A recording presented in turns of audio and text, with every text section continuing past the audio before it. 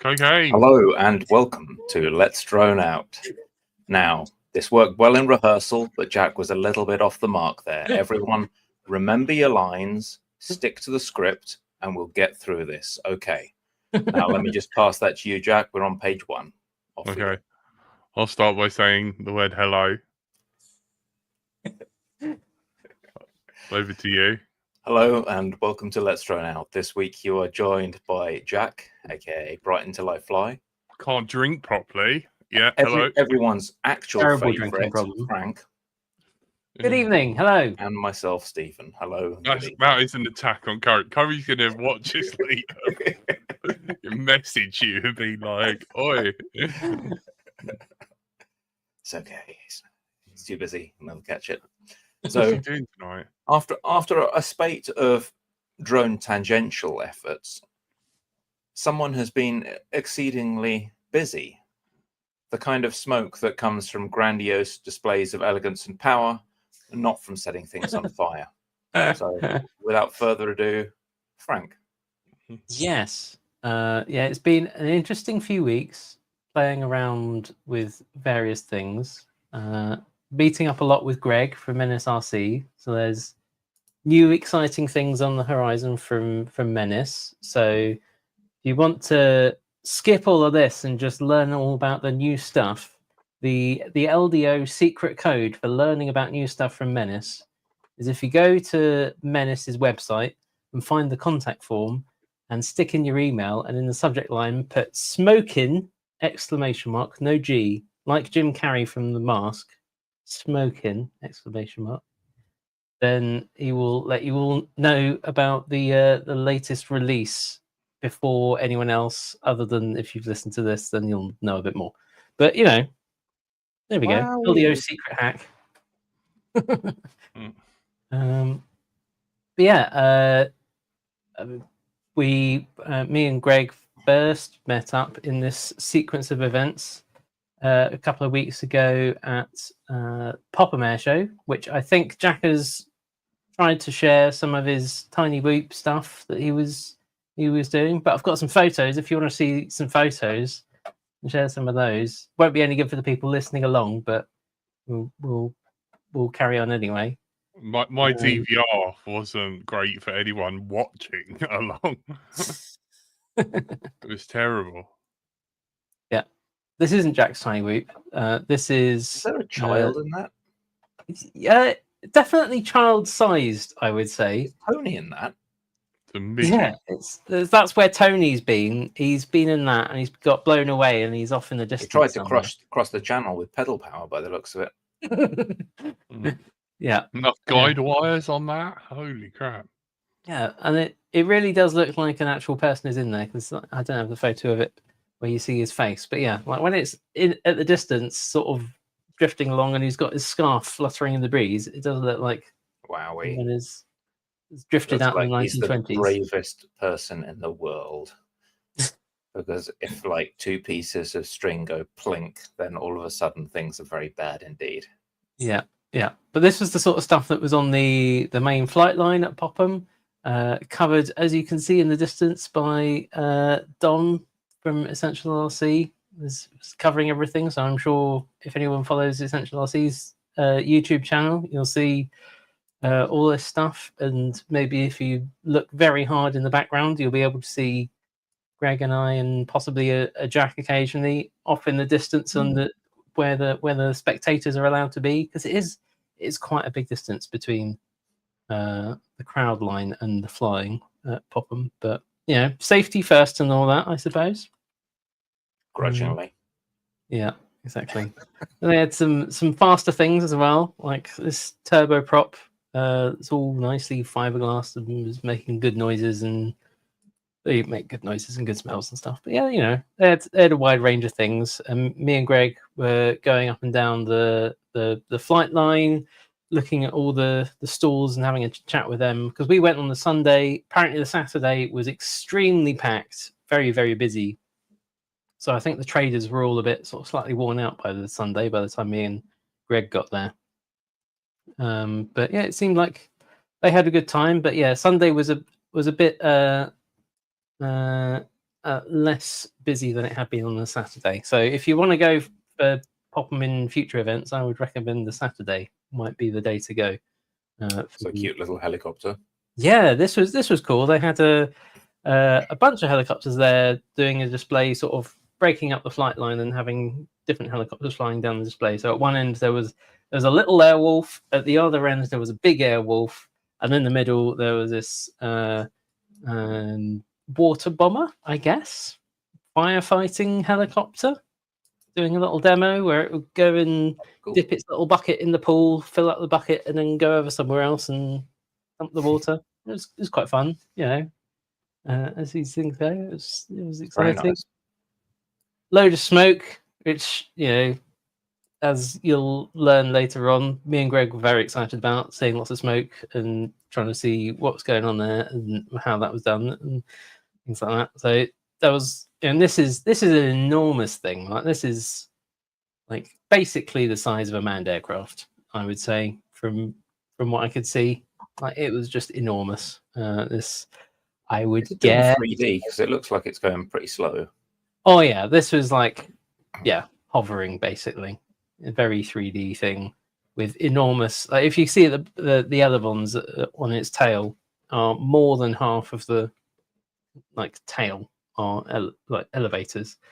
So yeah, lots of control surface to throw it about the sky. Very exciting. Lots of smoke. Good fun. Brum, brum. We sort of, Oh, you know, my word. saw what there was on the main What flight wild line, views. and we went into the tent, and immediately there's a Jack behind the netting, behind the safety netting, soldering away, because we know that's Jack's happy Yeah. place is Yeah. with a soldering iron in his hand. Got this enormous event going on, surrounded by people. No, Let me he's find a got some quiet soldering corner and to solder something. do. Check. Yeah. So this is in the tiny whoop end of the big top that they have at Popham. So they have the enormous marquee. I mean, calling it a marquee is a disservice to it. It's very tall, very big, and they put it up at the beginning of a few shows, and they keep it through a whole few shows that they do at Popham. So there's light aircraft and manned aircraft.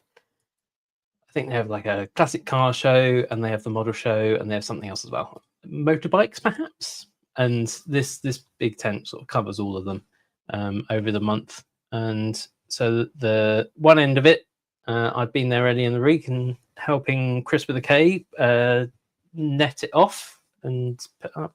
They've been putting up a tiny whip track in there, and so they were doing tiny whip racing in there all weekend, which was good fun to, you know, see some of these things whipping around all the gates and stuff. But yeah, Jack was in there grabbing hold of things and soldering them as is. Did he get out and fly? Yes, Jack did fly briefly.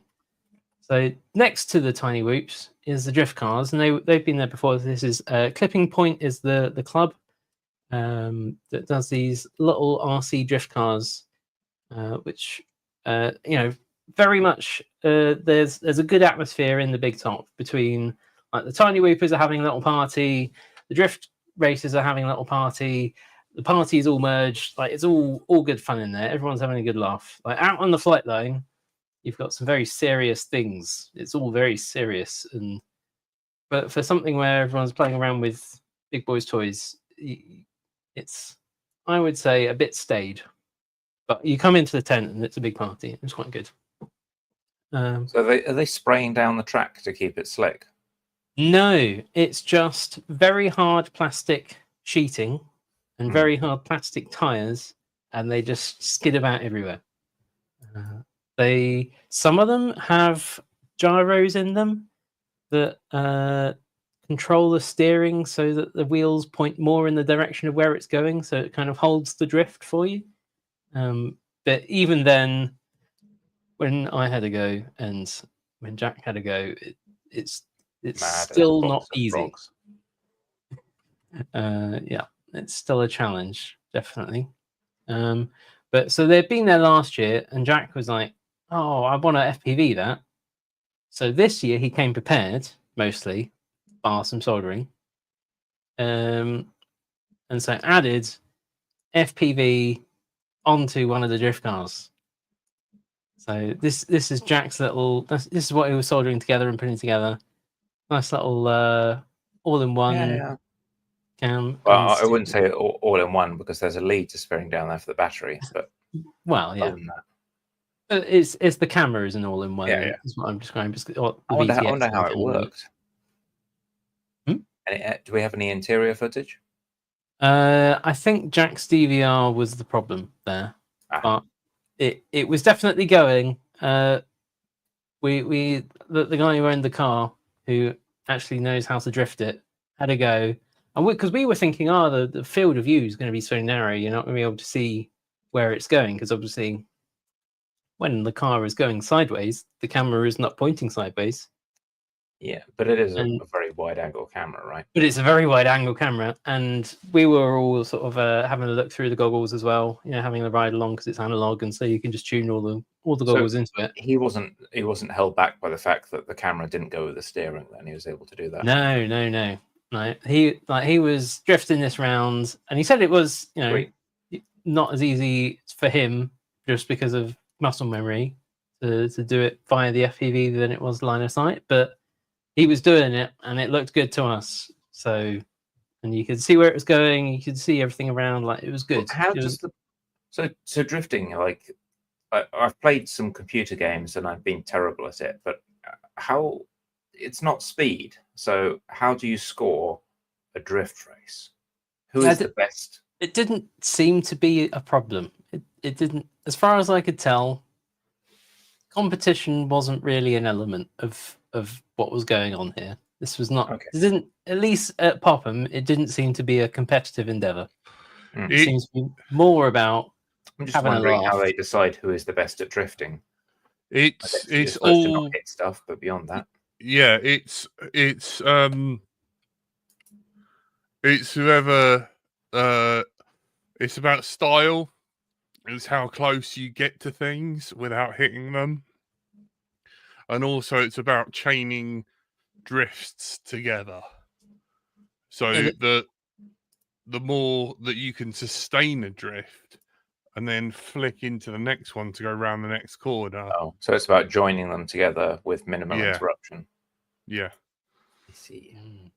Yeah, so I think I'm right in saying that you soldered that on site, Jack? That was what you were soldering, right? Yeah. Yeah, because my batteries changed from the old MX connector to the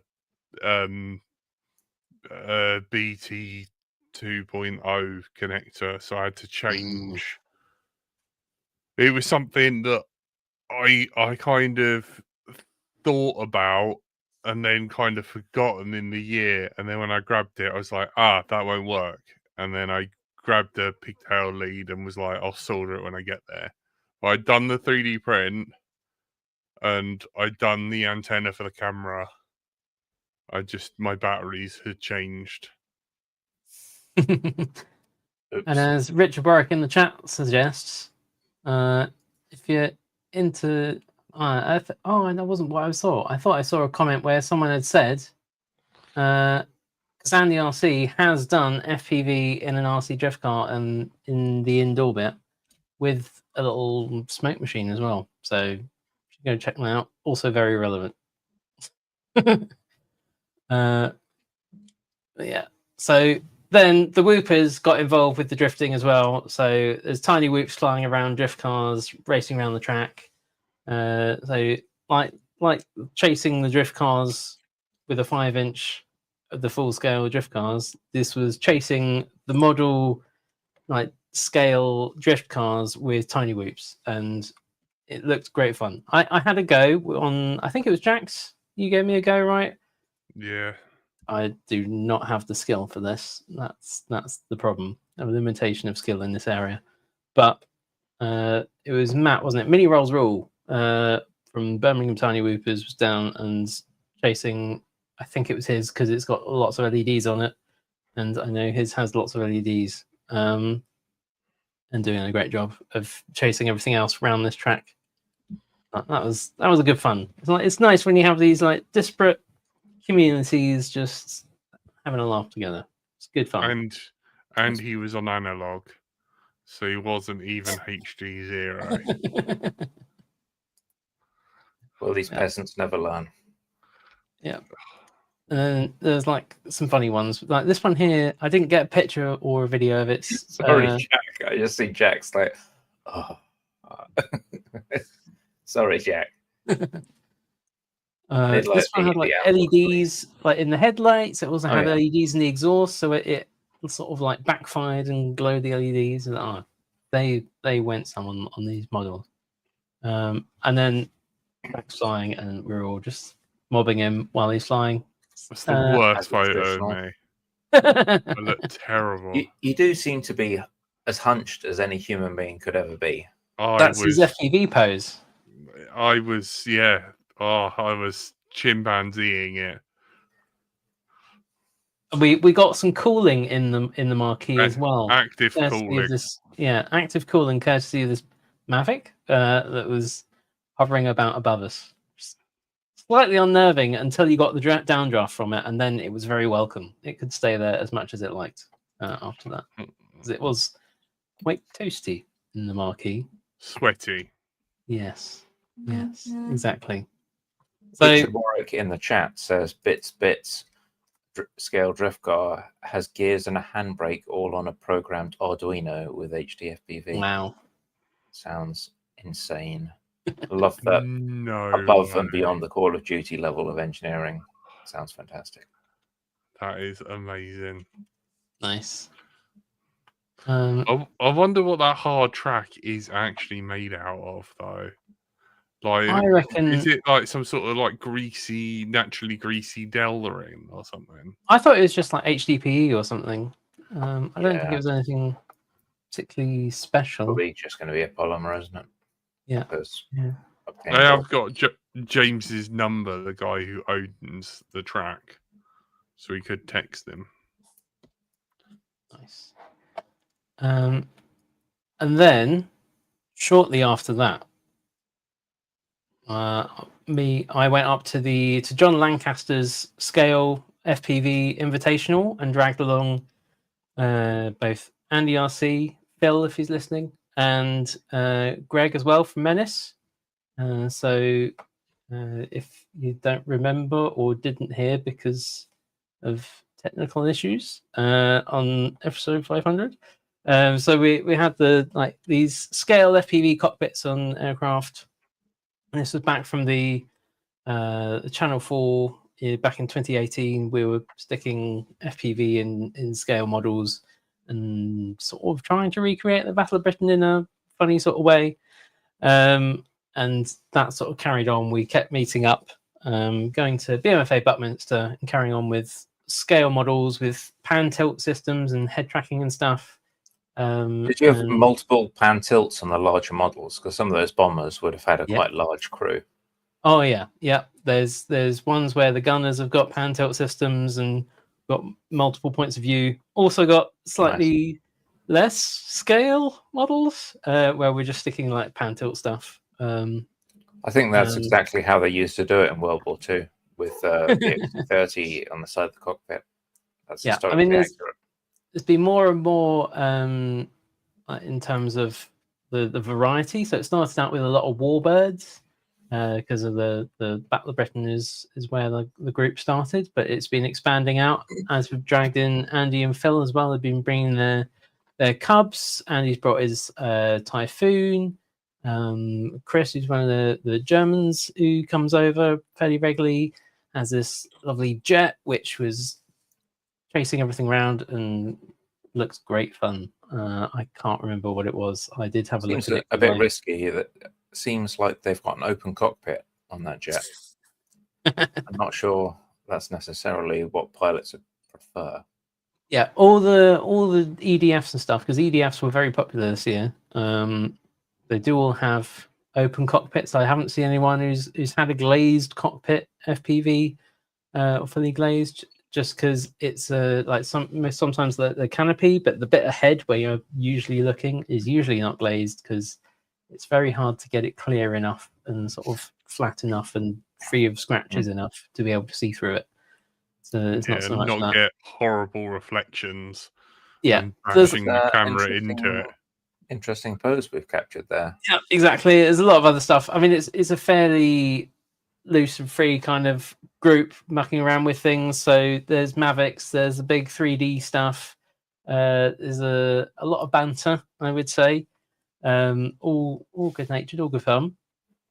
And there's a few beers and a few pizzas, and it's I would highly recommend if you get the chance to come along. If you do a load of scale FPV or head tracking FPV, get in touch because John's always looking for more people that are doing similar things to invite along to the May events. There's also Martin Thompson here, who you may remember from the Wings and Wheels show that we did a year or so ago.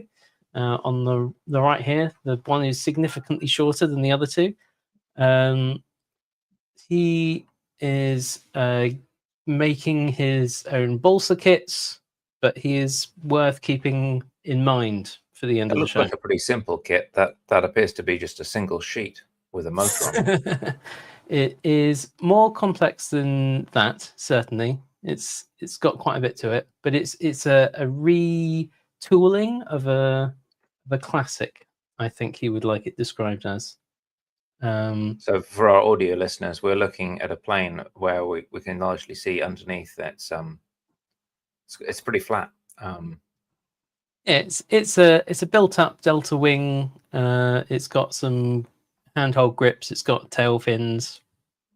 I think it's purely Elevon controlled, and has a space for a big engine up the front. Vroom vroom. Yep. He's a big fan of the Balsa and the IC, but more stuff to come. So he's doing this under the, I think, Black Raven Aerosports. He's got a lot of brands, a lot of hats that he wears, but just remember Martin Thompson. He's important to remember. Brands, hats. Got it. Yep, has hats. Yeah.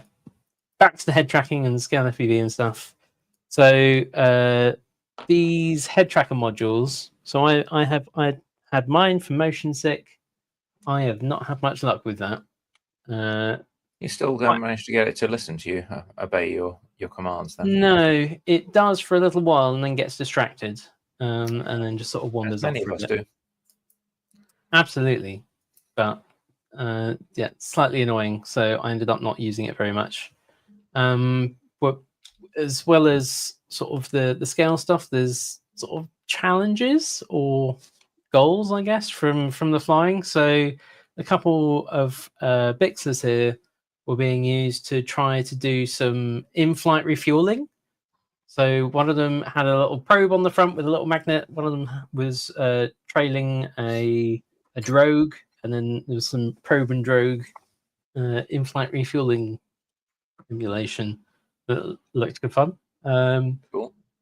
And Tom on the right here did a grand job of rebuilding this Bixler, which suffered greatly over the course of the week, I think.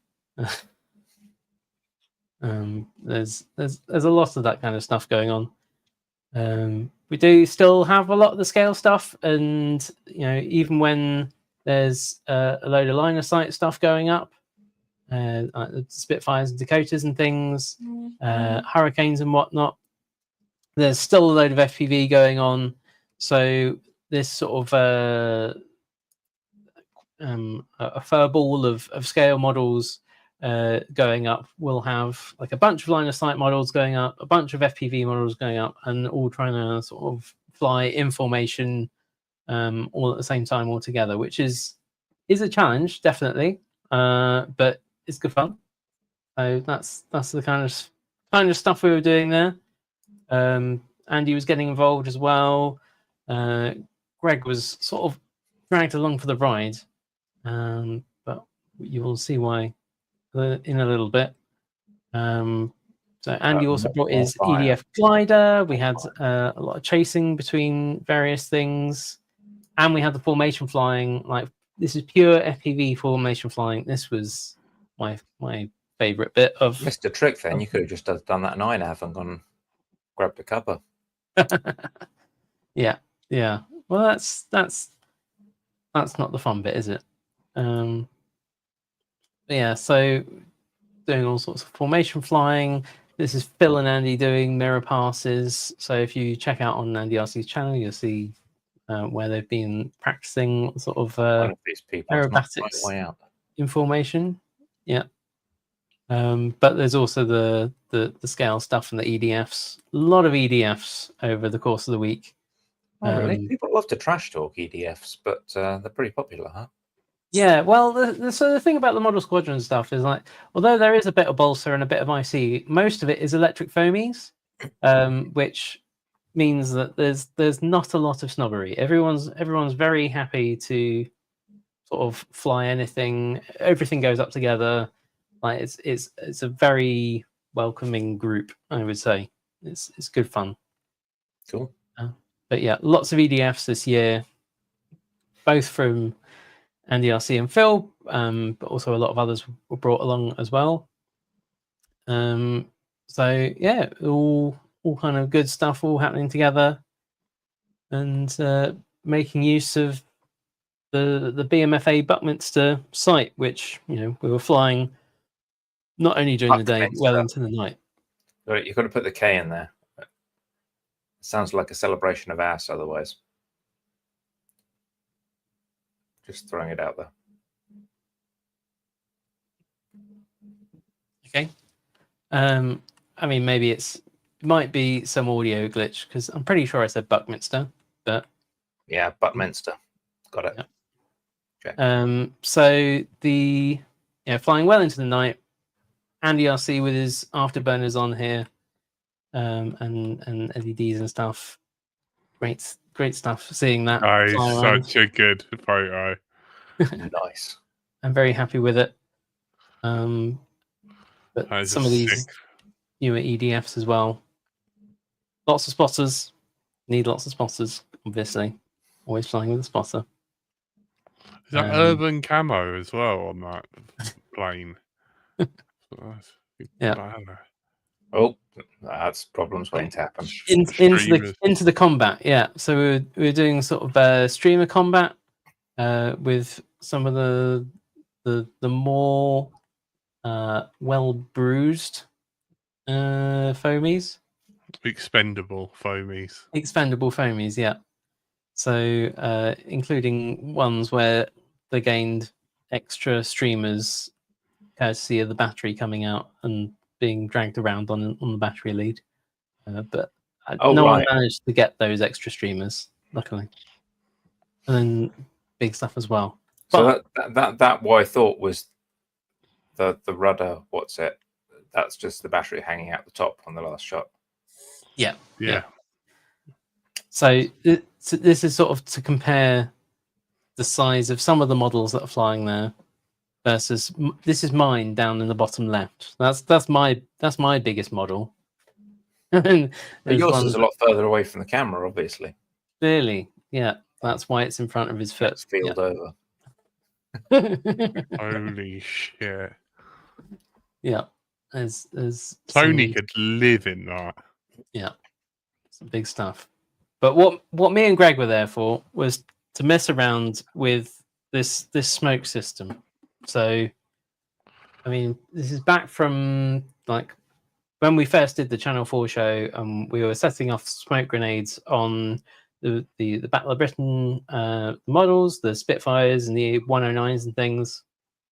And that smoke system was finicky. It was not reliable, I would say. And so I'd message Greg being like, there must be a better way to do this. And he'd already had a go using the Menace RC switch to control bits to be able to set off a smoke. But after much nagging, both from Andy RC and from me, Menace has got a new smoke system which will be coming out shortly. So let me show you. That is the sort of size that we're talking about. It is not I big. see a capacitor. Basically, I can see capacitor some screws. And with I see a little JST. yeah. Basically, Oh, wait. capacitor with a little board, Mm. And toolless connections as well. Toolless connections. Those are definitely screw terminals. These are screw terminals. This is one of the pre-production ones that we were testing out this weekend. There is definitely plans to go for some spring terminals somewhere to make it a bit easier to quick swap them out. Jack is waving spring terminals aggressively. Yeah. Saucy. But yeah, so this was on this little plane here, which Phil, I'm very happy to have received. I see from some Phil. plane protection Didn't employed work. there. It looks like Yeah, well- several Kit Kats have died to keep your plane safe. Exactly. So this was the sacrificial plane to have a first go at it. Oh my word. For our audio listeners, the bottom of Frank's plane looks like it's been in a barbecue. Don't be fooled though. That is not burn. That is dye. That's so flavour. the smoke grenades make their smoke and color by spitting out a lot of dye stuff, and so I mean it is it's a pyrotechnic, so it does get hot. Is there a knack on it to make sure it goes into the air and not onto the fuselage then? Do you need to consider aerodynamics? Yes, absolutely. with it? Yeah. So we learnt this on the sacrificial one. You basically don't need very much at all distance between the nozzle and the foam. But yeah, we as a sort of first check to be like, does this destroy foam? No. I've taped it right up against the foam in my plane, and the foam itself is What I was kind of getting at is Practical. that is there like a better way of mounting smoke with like Yes. diffusers and Yes. things to direct the smoke? absolutely. So this was the sort of the first attempt. Let me. Because the trouble with smoke, often from a quad point of view, is it's quite difficult to obtain, and when you do get it up on quads, it's incredibly underwhelming because it just all gets blown out the way. Obviously, in a plane, you don't have to worry as much, but at the same time, you want to see like a nice chunky line of smoke, don't you? Not just a haze. So the important bit is to use the, or at least from our experience, and we've tried a bunch of different things. The key bit is the Enola Gay smokes, the EG. So we were using EG WP40s and EG micro smokes. Right. So those seem to be the Translated ones into that look really layman's good. terms, those are. Hmm? Translated into newbie layman's terms, those are. Those are What sets them apart from other things? WP40 is that big, Right. and Is that spent or unused? yeah, that is spent. I like the way it's yes, that is spent or unused. And Oh, that yeah. is a, what do they call it? An EG25. That's the micro. That's a little smoke. bit more compact. That's the smaller one. So is that Those- a milliliter capacity or weight or what? I think it's the diameter of the tube. Seems to be. But there we go. In millimeters. That seems to be the big difference. But yeah, so having tried out on the little one and worked out what could work there, I got my bigger cub and started sticking a couple of them on there. Mm. And there we go. No scorches, no In marking this anything. photograph for our audio listeners, Andrew has more sensibly tied it to a wing strut well away from the foam of the aircraft. And Yeah. the prop from buffering and diffusing. Yeah. Yeah, all of that.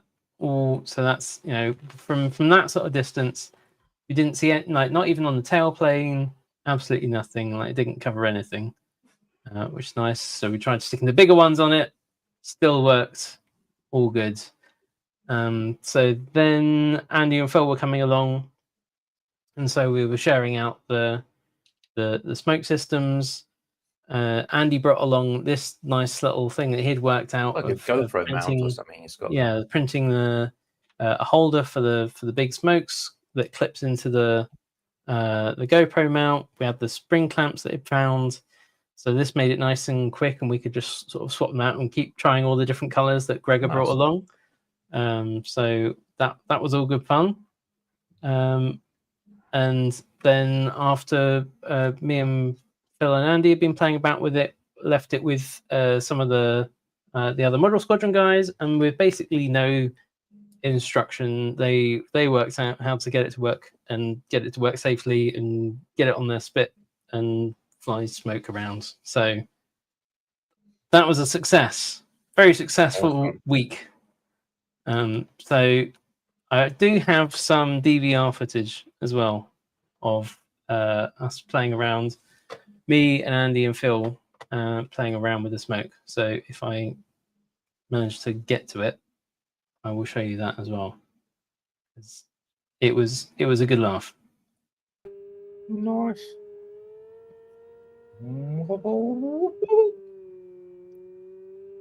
So this is, I think, so Chris, who had the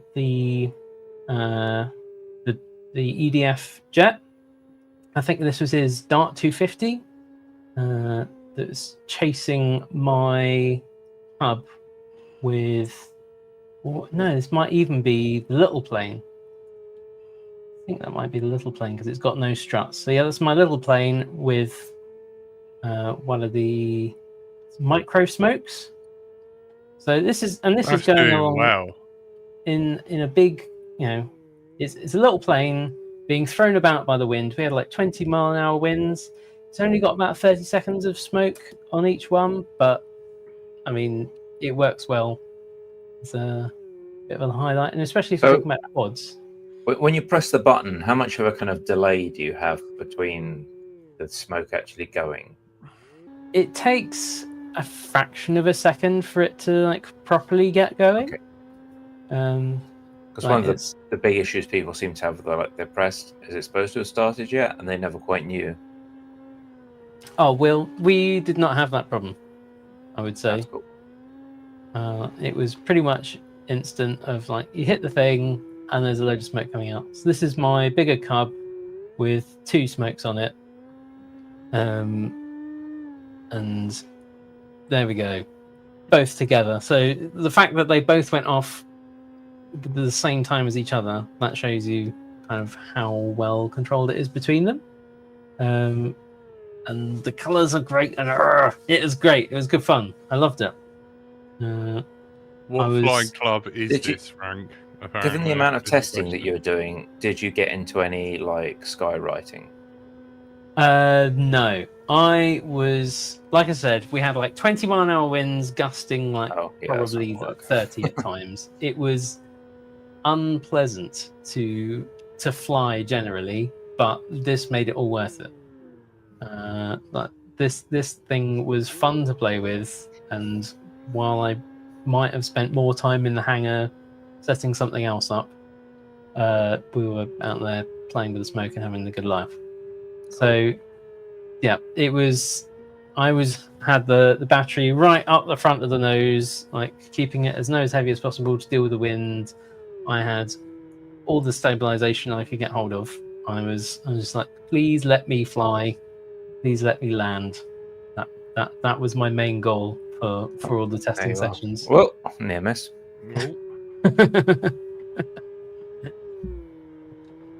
For audio listeners, someone almost gave Frank a friendly tap. Yeah, friendly love tap. I mean, it's a dart, right? Like he can give my cover a little friendly love tap, and it'll be all right. It's the props at the back. I don't mind. But yeah, we so the Enola Gay smokes come in. Oh, this is what I had issues with my head tracker still. So my head is not moving. And you will see imminently, it just starts to drift very much. That's not what you're looking for in a head tracker, is it? No, that is not what I'm looking for in a head tracker. So I basically turned off my head tracking. I think I might have tried it one more time and just Are you using a different system to NDRC? No, seems this is the like a great annoying thing. fuck I'm with it. using the same system that everyone else is using.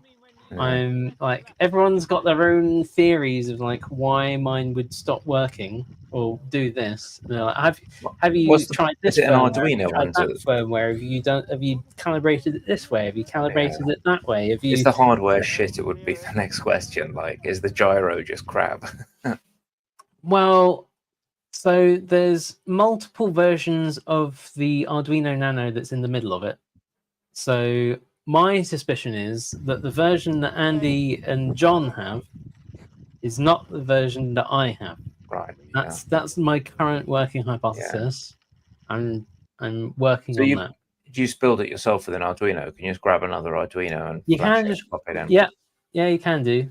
But the version that they're all using is, or that I think that they're using, is no longer available. Is it an It is- original one?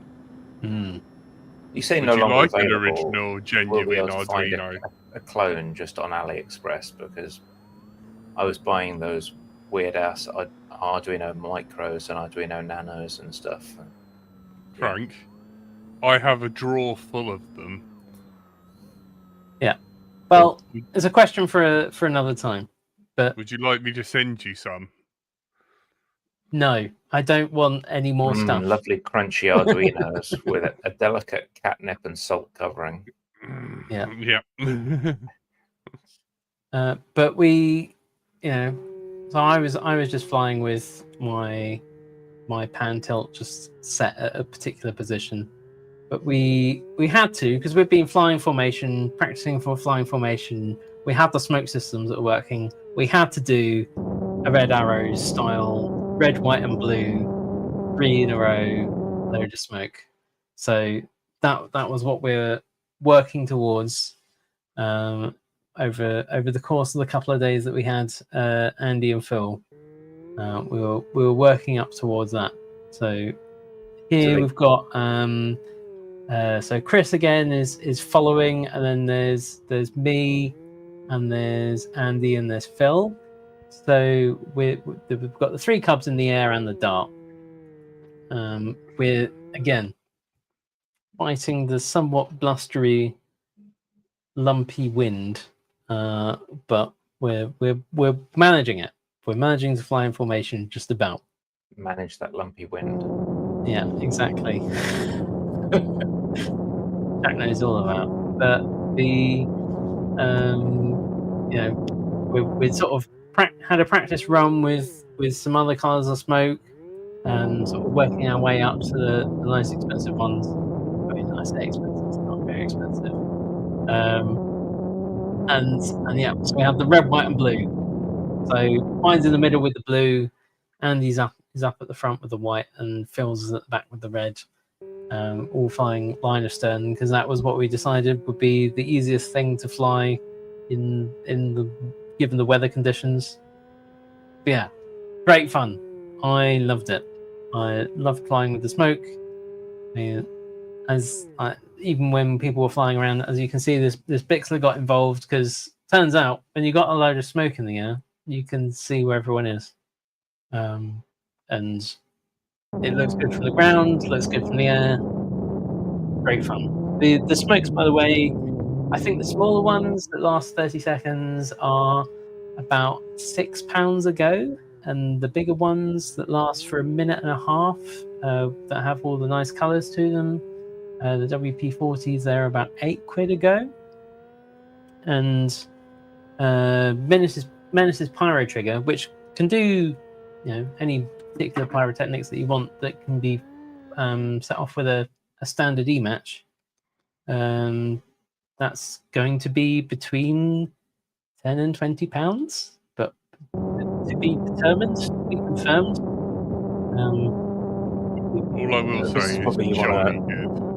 You want to stockpile these and go for the bulk discount if you're going to get them by the sound of it. Yeah.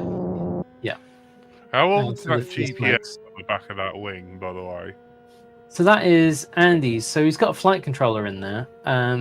His flight controller was not a fan of the wind. It did not like Right. arming, because the wind was fluttering it about so much, even on the ground. It thought it was still in his hands and refused to arm. It was just like I'm refusing to arm. I can't arm in this. I refuse. So Because that looks like a BN220 if I didn't know any better. They all look like that, man. There's so many clones of that. Although the solder blob in the middle does date it as an older one, I think. I've got so many GPSs. I was just dismayed because you can buy the fanciest GPS in the world, you put it on a quad, and it just performs like poop. Yes, it is a BN220.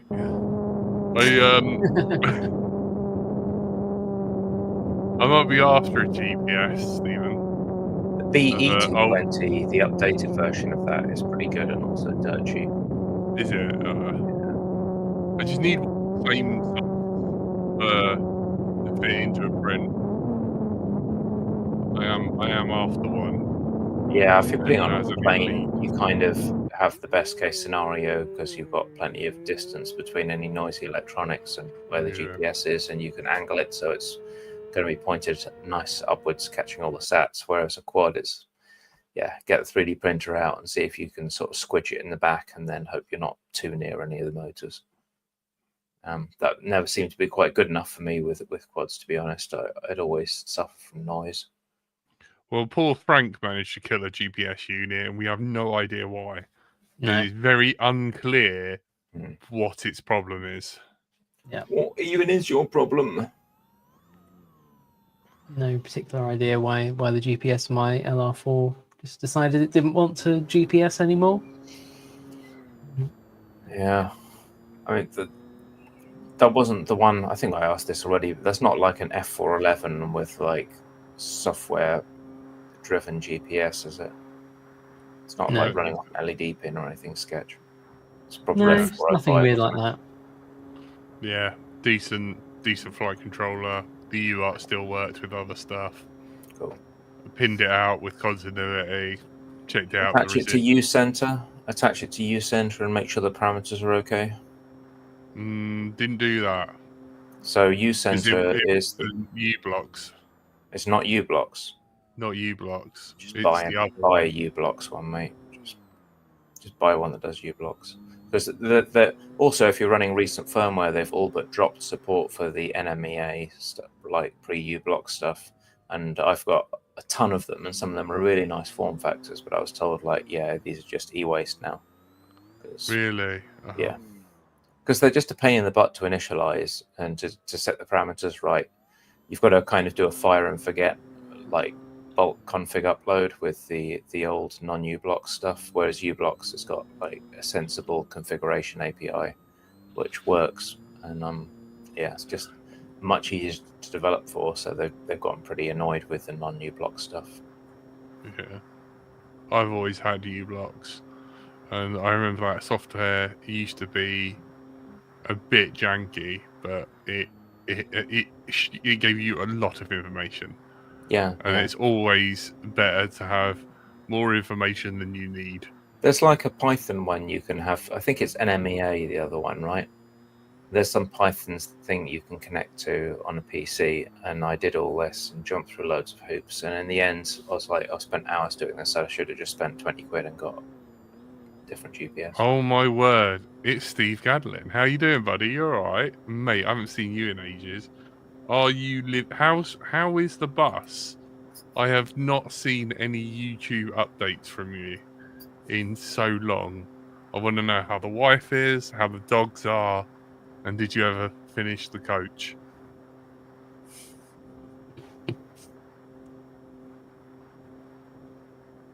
Hello, Bob. But yeah, I have thought about you because I upgraded Dom to Tyrannus. Yeah, so what's about to come up on here is we had one of the model squadron pilots. So Sharon has a WOP4 which is sort of a very common foamy, and we stuck one of the big spokes under that basically because I wanted to carry on chasing smoke, and Yeah. so we took it as an opportunity to demonstrate how quickly we could just shove this onto a model that's already there and stick it on. And it was also using a slightly unusual for us, like from the Quad World radio system. So to make sure that everything all works with that as well, because it's I mean, like I say, it's basically, when you look at it, it looks like it's just a capacitor. It's got a little control board that it's mounted on that does clever stuff to make sure it goes off when you want it to go off, doesn't go off when you don't want it to go off. This is actually a those are Spitfire, important. I think, with some white smoke on it, which is Looks like it's moving. yeah. Oh yeah, the line of sight scale models do not like to fly slowly. That is something I've discovered while trying to chase them. But, yeah, so it's got a little control board on it that makes sure the smoke goes off when you want it to go off, doesn't go off when you don't want it to go off. It's got those little safety features in it, but basically you don't have to worry about any of that. You just plug it in. If you get your 2 solid lights on it, everything's good to go, and it will fire when you tell it to. That's the good thing about it. Is it does lots of clever stuff, but it's all hidden away, and you don't have to think about it, which is the best thing when That's what you want. You Yeah. don't have to worry about janky relays and things anymore. Just plug in. Exactly, and it's not going to brown out your system because it charges out the capacitor when you first plug in your quad or your plane or whatever. Charges it off of the 5-volt supply. Well, it could be 5-volt up to, I think, 3S's now. At least definitely 2S, definitely 9-volt. There was talk of it going up to 3S, but definitely up from 5-volt to 9-volt. It can take, charges out the capacitor when you first plug in, and it will draw like I think it was a 125 milliamps or something like that. Like, not very much. It will charge up the capacitor within a couple of seconds when you first boot up, and then it will dump all of that when you fire it. So it means you don't brown out your receiver or your flight controller or have horrible things happening later on, which we know from X-Class days. If you do smoke wrong, it can do horrible things to your flight controller. It can do horrible things to your receivers. But this takes all of that risk out of it. This will just charge up that capacitor when you first turn on, dump it into the E-match when you fire it, and you don't have to worry about it. So, as far as I'm concerned, it is the way to do smoke. Well done. Greg's also getting the code on it so that it can be, he's made sure that it all works with like flight controller, so you can fire it from a flight controller even if you don't want to do like whole PWM pins. Like, there's lots of clever stuff. The fact is that they were using it without an instruction manual. Yes. That is exactly. very promising. Yeah. That is key. Because even if you know what you're doing, when you've got the pyro there and you've got people watching and all that kind of stuff, pressure's on, it's very easy to make mistakes. And this is foolproof enough to not have to worry about that, which is good. So this was what I was talking about with the big pink smoke. So yeah, I enjoyed chasing all of this stuff. It was all good fun. Yeah. So I mentioned to remember Martin Thompson. So if you're going to Weston Park or to a swap meet or anything else coming up that you might see Martin Thompson at, but particularly Weston Park, he's going to be in the Black Ravens Aerosports marquee at Weston Park. He will be available to talk to about getting hold of some of these smoke systems. He is going to be a distributor, definitely. But if you want to get the very, very latest up-to-date information about it going on sale, then there's the Menace RC website, the contact form, and the subject smoking exclamation mark. That's the key things to look at if you're interested in playing around with this. Like I say, I was expecting it to be an expensive thing to have to do. Like, smoke seems like it should be expensive. You only really see it at the big shows, but this is going to make it pretty cheap to be able to dip your toe into it and have a go. Go in the smoke. You heard it here. Yep. I imagine Andy will do a nicer edit than I have. I just dumped a load of DVR together, but I imagine Andy will actually make a nice video about it at some point. Magical Pencil asks, could you chain a few together so they fire one after the other? Yes, they are very much built to do that. So you can have one channel and it will fire them off. So, first time you fire, it'll fire the first one. Second time you fire, it'll fire the second one, and so on and so on and so on. You can have infinite number as long as your Beck or flight controller or whatever can support the startup amps, which, like I say, was like 120 milliamps, something like that. So we worked out the other day that the Hang on, 120 milliamps on what? Like a UART pin, or which pins? So because it's like a servo connector, right? So yeah. You've got your signal, ground, and 5 volts. So it's on that. It'll pull on 5 volts, right? Yeah, it's not going to pull 5 volts to 9 volts. Any kind of servo type power supply. For a minute, I thought you were like, oh, it's going to try and pull power through the GPIO pins. That would be bad. It does not do that. Infamously a bad thing to do. Okay. Yeah, no. So if we were looking at one of the wing boards, one of the Maytech wing boards could support 40 of these, on startup at least. So you don't really have to. The challenge is there. You've got to figure out how many pyros your aerodynamics will allow you to take off with, and then just go from there. Exactly. And we you can fire them one after the other in 20-mile-an-hour winds, Andy. Just got to push it. Yeah, that is definitely what did for the Gamma, the little sacrificial foamy. That's why its wing is slightly pink. Is I tried to fly it in winds that with a big enough smoke on it that I think was a bit too much drag and a bit too much mass away from the center of gravity, and it didn't fly very well. So you got to rebalance the craft and get the smoke canister just so it doesn't move the CG.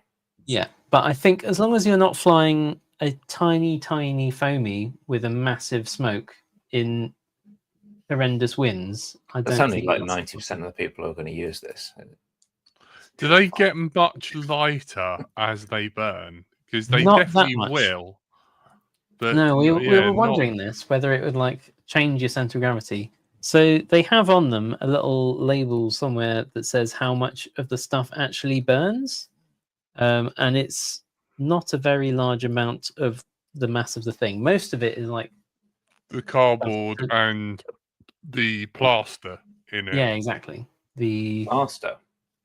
Plaster is famous for not burning very well. Right. Okay. Yeah. Keeping the heat away, because it's what they're built for is for airsoft or things like that, where you want to hold a thing that lets off a load of smoke.